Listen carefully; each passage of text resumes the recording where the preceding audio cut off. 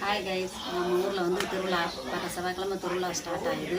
அதனால் இந்த வாரம் செவ்வாய்க்கிழமை நம்ம சட்டிபானை போடுறோம். புது பானை வாங்கி அதில் சாம்பார் வச்சுட்டு கேஸில் மற்ற சாப்பாடெல்லாம் பண்ணியாச்சு.